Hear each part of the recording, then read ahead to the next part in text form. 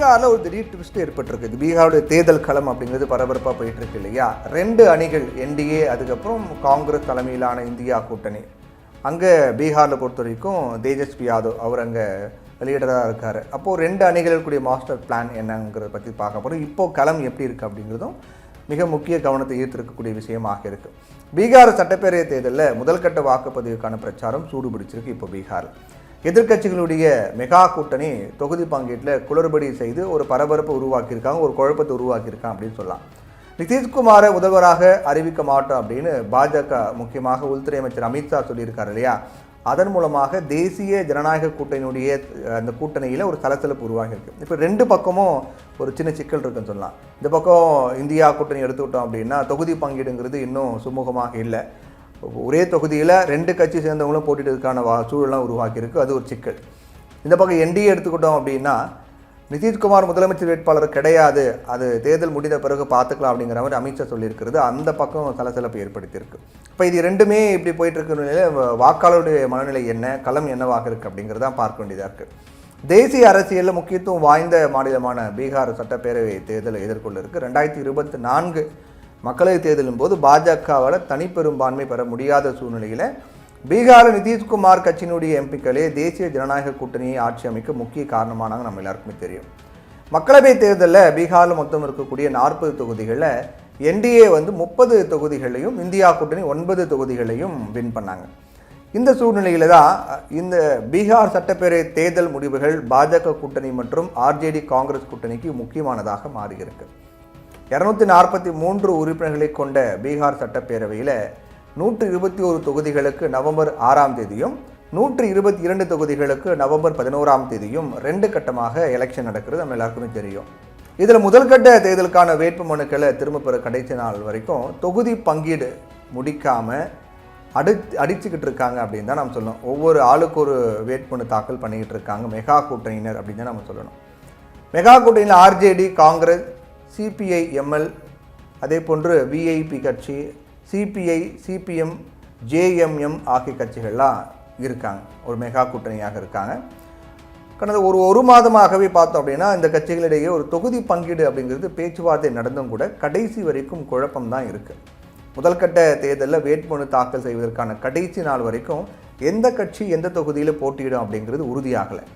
இதனால் 8 தொகுதிகளில் மெகா கூட்டணி கட்சிகளை தங்களுக்குள்ளேயே போட்டி போடக்கூடிய நிலை ஏற்பட்டிருக்கு. அதுக்கு பிறகுதான் மெகா கூட்டணியில் தொகுதி பங்கீடு இறுதி நிலையை எட்டியது.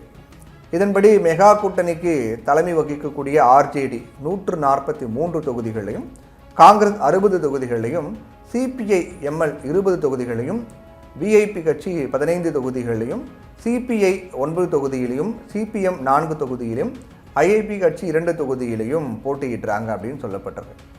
ஜார்க்கண்டில் ஆளக்கூடிய கட்சியான ஜார்க்கண்ட் முக்தி மோர்ச்சாவுக்கு பீகார் ஜார்க்கண்ட் எல்லை பகுதிகளில் ஓரளவு செல்வாக்கு இருக்குது. அதனால் இந்த முறை அந்த கட்சி மெகா கூட்டணியில் குறைந்தது 2 தொகுதிகளாவது கேட்டாங்க. ஆனால் என்ன ஆச்சுன்னா ஆர்ஜேடி கடைசி வரைக்கும் பிடி கொடுக்காம தொகுதி அவங்களுக்கு கேட்ட தொகுதி கொடுக்கல. இதனால் அந்த கட்சி என்ன பண்ணுறாங்க, பீகார் இதில் புறக்கணிக்கிறாங்க. இந்த புறக்கணிப்பும் இந்தியா கூட்டணிக்கு கொஞ்சம் சிக்கலை ஏற்படுத்தியிருக்கு அப்படின்னு நம்ம சொல்லலாம். இப்போ ஜார்க்கண்டில் ஜேஎம்எம் தலைமையிலான கூட்டணியில் ஆர்ஜேடிக்கு 4 எம்எல்ஏக்கள் இருக்காங்க. அமைச்சரவையிலையும் ஆர்ஜேடிக்கு 1 இடம் கொடுத்துருக்காங்க, ஹேமந்த் சோரன். அதனால் ஜேஎம்எம் விலகல் எல்லை பகுதியில் மெகா கூட்டணிக்கு ஒரு சிறிய சரிவை உருவாக்குங்கிறதுல மாற்று கருத்து கிடையாது. பீகார் சட்டப்பேரவை தேர்தலை முன்னிட்டு கடந்த ஆகஸ்ட் மாதம் ஆர்ஜேடி தலைவர் தேஜஸ்வி யாதவோடு இணைந்து ராகுல் காந்தி வாக்காளர் அதிகார யாத்திரை அப்படின்ற ஒரு யாத்திரை நடத்தினார். அது ஒரு பெரிய வரவேற்பு பீகாரில் அவருக்கு பெற்றுக் கொடுத்தது அப்படின்னு சொல்லலாம். அதுபோல் பலம் பொருந்திய கட்சிகளும் மெகா கூட்டணியில் இருந்தது ஆளும் ஜேடியு பாஜக கூட்டணிக்கு ஒரு பயத்தை உருவாக்கியது அப்படின்னு கூட நம்ம சொல்லலாம். அந்த மாதிரி இருக்குதுன்னு கூட நம்ம சொல்லலாம்.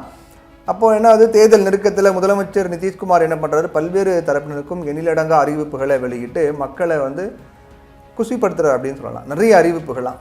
அதே போல் தொகுதி பங்கீட்டில் நிதிஷ்னுடைய ஜனதாதள கட்சி, அதாவது ஐக்கிய ஜனதாதளம் பாஜக, அது 101 தொகுதிகளை சரிசமமாக பிரிச்சுக்கிட்டாங்க.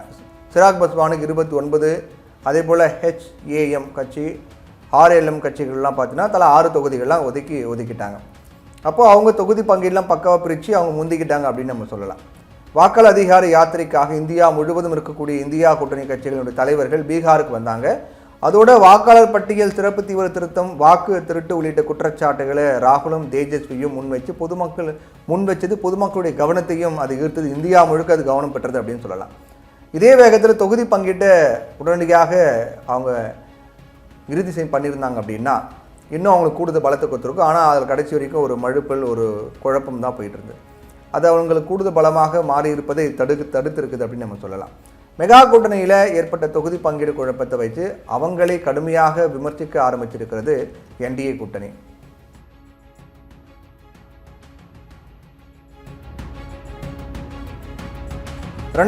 தேர்தல் மிக நெருக்கத்தில் வெற்றி வாய்ப்பை இழந்த மெகா கூட்டணி தேசிய ஜனநாயக கூட்டணி 125 தொகுதிகளை வென்ற நிலையில் மெகா கூட்டணி ஆர்ஜேடி 144 தொகுதியில் போட்டியிட்டு 75, அதே போல் காங்கிரஸ் 70 தொகுதிகளில் போட்டிட்டு 19 மட்டும்தான் வின் பண்ணாங்க. இடதுசாரிகள்லாம் 16 இடங்களில் வின் பண்ணாங்க. மெகா கூட்டணி மொத்தமாக ஒரு 110 தான் ஜெயிக்க முடிஞ்சது. இந்த முறை கூடுதல் கட்சிகளும் இணைந்திருக்கிறதால வெற்றி நிச்சயம் அப்படின்னு நம்பி வராங்க தேஜஸ்வி யாதவ். ஆனால் அதே நேரத்தில் சாதிவாரி கணக்கெடுப்பு அறிவிப்பு, பல்வேறு நலத்திட்ட அறிவிப்புகள் அப்படின்னு தேசிய ஜனநாயக கூட்டணியும் வெற்றி நம்பிக்கையில் இருக்காங்க. என்டிஏ பார்த்தோன்னா தொகுதி பங்கீடு சுமூகமாக முடிஞ்சாலும் நிதிஷ்குமாருடைய கட்சி பாஜக மீது கொஞ்சம் அதிருப்தி இருக்காங்க. அது என்ன காரணம்னா உங்களுக்கே தெரியும், முதலமைச்சர் வேட்பாளர் நிதிஷ்குமார் கிடையாது அப்படின்னு மத்திய உள்துறை அமைச்சர் அமித்ஷா சொன்னது தான். இப்போ எப்போதும் ஐக்கிய ஜனதாதளம் தான் அதிக தொகுதியில் போட்டியிடுவாங்க. ஆனால் இந்த முறை ஜேடியு பாஜக தலா 101 தொகுதிகளில் போட்டியிடுவதாக அறிவிக்கப்பட்டிருக்கு. பாஜகவுக்கு கூடுதல் தொகுதிகள் ஒதுக்கியது ஜேடியு கட்சியினருக்கு ஒரு ஏமாற்றத்தை கொடுத்திருக்கு. அதே போல தேர்தல் முடிவுகளுக்கு பின்னர் தான் முதல்வர் யார் அப்படின்னு நம்ம சொல்லுவோம் அப்படின்னு அமித்ஷா சொன்னார் இல்லையா, அதுவும் நிதிஷ்குமார் தரப்புக்கு ஒரு மீது அதிருப்தி ஏற்படுத்தியிருக்கு. இதனால் ஜேடியு பாஜக தொண்டர்கள் களத்தில் முழு மூச்சோட வேலை செய்வது தடைபட்டிருப்பதாகவும் சொல்லப்படுது. அதே போல் இன்னொரு முக்கியமான விஷயம் என்னன்னு பார்த்தோன்னா, சிராக் பாஸ்வானுடைய கட்சியினரும் நிதிஷ்குமார் கட்சிக்கு முழு ஈடுபாடோட வேலை செய்வார்களா அப்படிங்கிறது சந்தேகம் இருக்குது. நிதிஷ்குமாரை முதலமைச்சர் வேட்பாளராக அறிவிக்காதது தேசிய ஜனநாயக கூட்டணியில் சலசலப்பு உருவாக்கியதால் மெகா கூட்டணி மகிழ்ச்சியில் இருக்காங்க. ஆனாலும் பிரசாந்த் கிஷோருடைய கட்சி ஓவைசியினுடைய கட்சியாகவே ஆர்ஜேடி உடைய வாக்கு வங்கிக்கு சேதாரத்தை உருவாக்க அப்படின்னும் சொல்லி தேசிய ஜனநாயக கூட்டணியும் தெம்போடு இருக்காங்க. இப்படி ஒவ்வொரு தரப்புலையும் ஒரு ப்ளஸ் மைனஸ் இருக்கக்கூடிய நிலையில் முடிவு என்னவாக இருக்க போகுது அப்படிங்கிறதையும் நம்ம பொறுத்து இருந்தால் பார்க்கணும்.